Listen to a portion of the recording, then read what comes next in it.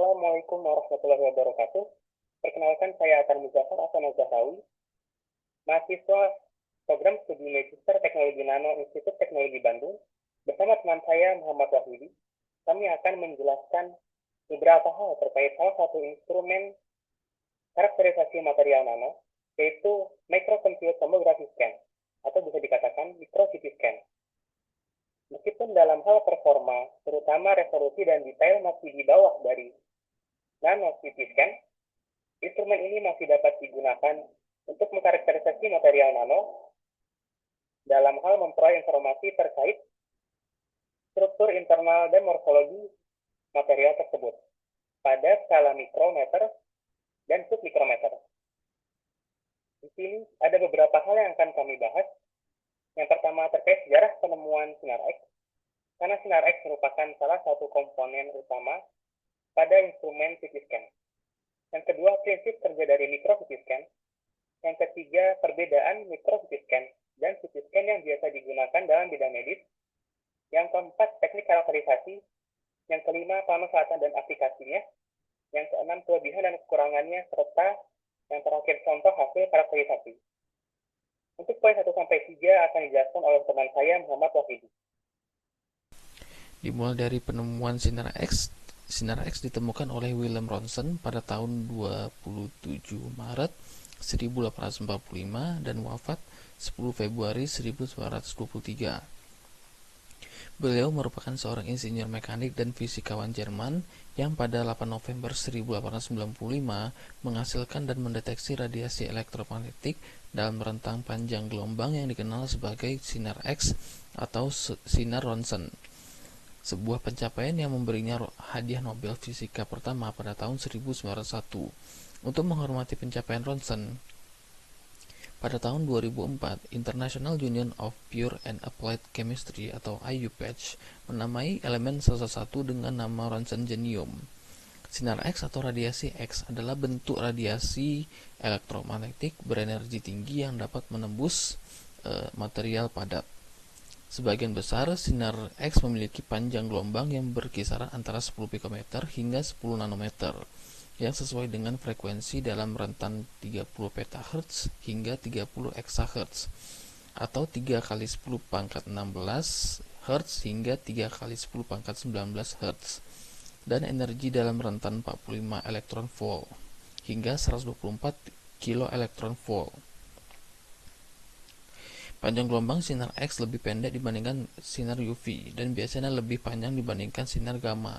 Dalam banyak bahasa, radiasi X disebut juga sebagai radiasi Ronson, merujuk pada ilmuwan Jerman Wilhelm Conrad Ronson yang menemukannya pada tanggal 8 November 1895. Ia menamainya radiasi X untuk menandakan jenis radiasi yang belum diketahui. Prinsip kerja dari microcity. Sinar X dihasilkan dalam sumber sinar X, ditransmisikan melalui sampel dan direkam oleh detektor sinar X sebagai gambar proyeksi 2 dimensi. Sampel kemudian diputar sepersekian derajat pada tahap rotasi dan gambar proyeksi sinar X lainnya diambil. Langkah ini diulang melalui putaran 180 derajat atau terkadang 360 derajat tergantung pada jenis sampel. Rangkaian gambar proyeksi sinar X kemudian dihitung menjadi gambar penampang melalui proses komputasi yang disebut rekonstruksi. Irisan ini dapat dianalisis di proses lebih lanjut menjadi model 3 dimensi, dibuat menjadi film, dicetak menjadi objek fisik 3 dimensi, dan banyak lainnya. Perbedaan microcity dan CT scan. Yang pertama pada resolusi. Microcity memiliki resolusi yang sangat tinggi, biasanya dalam skala mikrometer. Dapat melihat struktur internal objek yang sangat kecil dengan detail yang sangat tinggi. Cocok untuk penelitian yang memerlukan detail tingkat mikroskopis, seperti material sains, biologi, atau struktur mikro dalam objek kecil. Pada CT scan, resolusi lebih rendah dibandingkan dengan microcity, biasanya dalam skala milimeter. Lalu digunakan untuk mendapatkan gambaran keseluruhan tubuh atau objek besar, seperti organ tubuh manusia atau struktur besar lainnya. Lalu resolusinya cukup baik untuk aplikasi medis, tetapi tidak sejernih microCT dalam melihat detail yang sangat kecil. Perbedaan lainnya itu di aplikasi. Pada microCT digunakan dalam penelitian ilmiah dan industri seperti di bidang material sains, biologi, mikrostruktur material, dan geologi.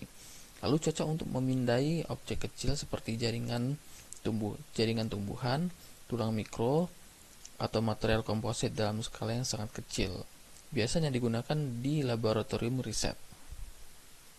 Pada CT scan digunakan dalam medis untuk pemeriksaan tubuh manusia seperti mendeteksi kelainan organ, patah tulang, atau tumor.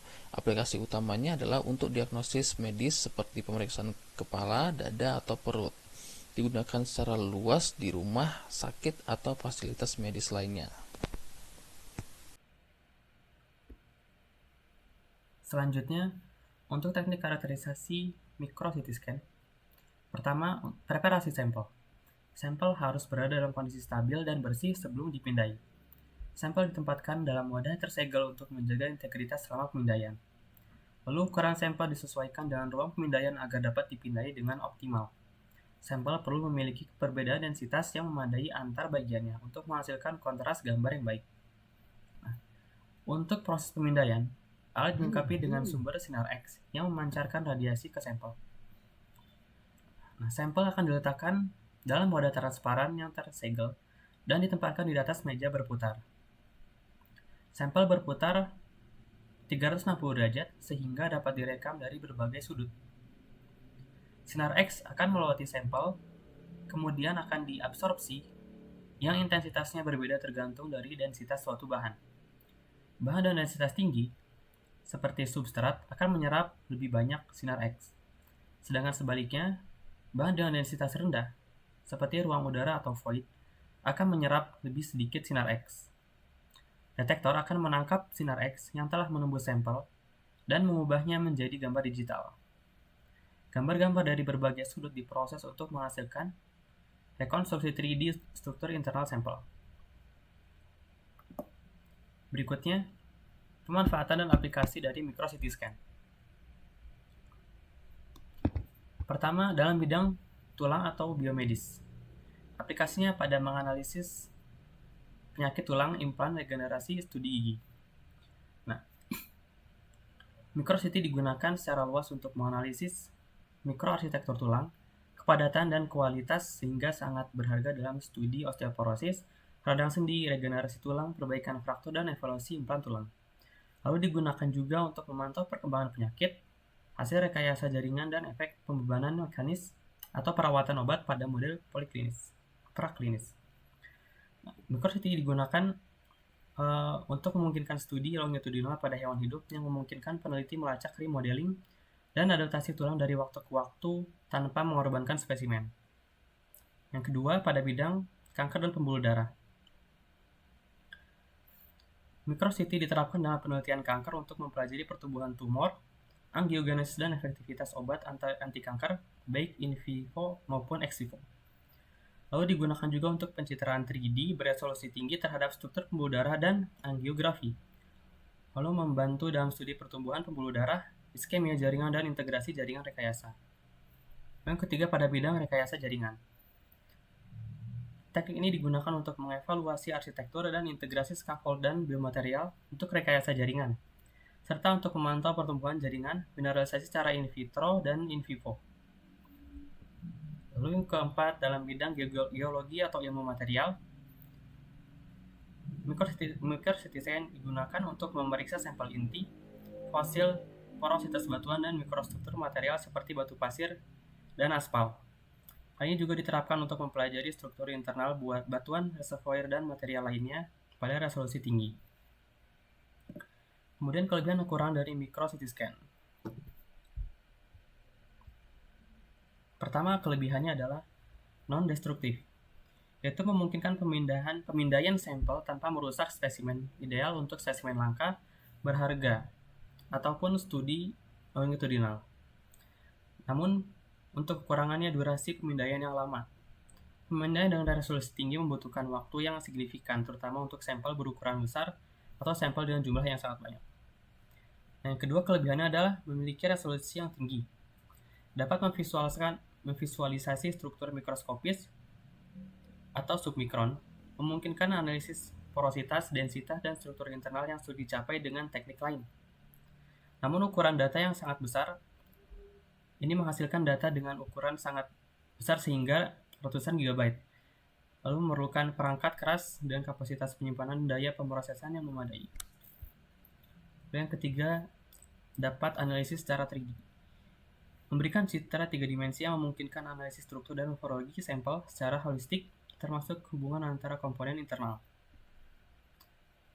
Namun, keterbatasan visualisasi jaringan lunak, rendahnya daya serap sinar X oleh jaringan lunak membuat struktur ini sulit terlihat jelas, membutuhkan agen kontras yang dapat memengaruhi sampel. Lalu yang terakhir, memiliki penerapannya yang sangat luas. Digunakan dalam berbagai disiplin, mulai dari biomedis, distribusi obat, struktur tulang, hingga taksonomi identifikasi spesies baru, dengan nilai tinggi bagi berbagai bidang penelitian. Lalu kekurangan terakhir adalah keterbatasan resolusi untuk struktur yang kecil. Beberapa struktur yang sangat kecil mungkin berada di luar kemampuan resolusi micro CT scan, sehingga membutuhkan teknik lain, misalnya SEM untuk pengamatan yang lebih detail. Dan terakhir, untuk contoh hasil karakterisasi micro CT scan. Berikut adalah distribusi porositas dan raw CT image yang membantu mengkarakterisasi porositas. Apakah porositasnya tinggi ataupun rendah? Pada gambar tersebut menampilkan serangkaian raw CT image dari inti karbonat atau berbagai jenis batuan pasir dengan jarak 1 cm. Warna gelap dan terang masing-masing mewakili daerah kepadatan tinggi dan rendah pada inti tersebut.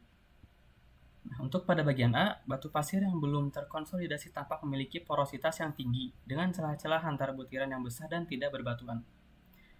Lalu untuk bagian B, itu memperlihatkan pasir padat dengan butiran bulat dan rapat, menunjukkan porositas yang relatif rendah.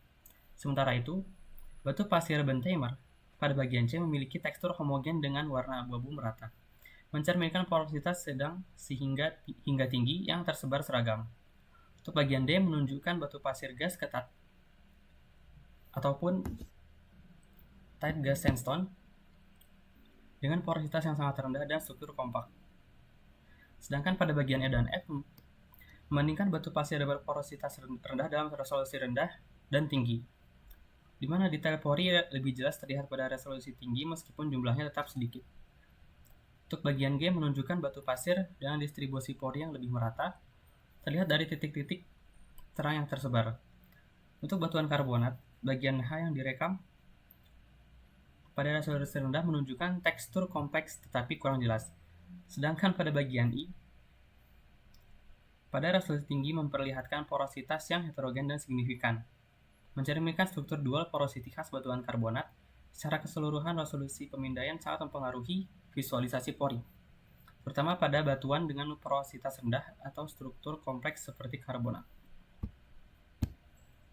Porositas tinggi ini menandakan bahwa batuan tersebut memiliki banyak ruang kosong ataupun pori-pori, sehingga lebih memungkinkan fluida mengalir pada batuan tersebut, seperti air, minyak, ataupun gas. Struktur porositas tinggi juga, batuan dengan porositas tinggi lebih ringan juga dan rapuh. Sedangkan sebaliknya, untuk batuan dengan porositas rendah memiliki struktur yang padat dan lebih sulit menampung atau mengalirkan fluida, sehingga lebih cocok untuk fungsi yang lebih kuat seperti beton. Sekian dari kami. Wassalamualaikum warahmatullahi wabarakatuh.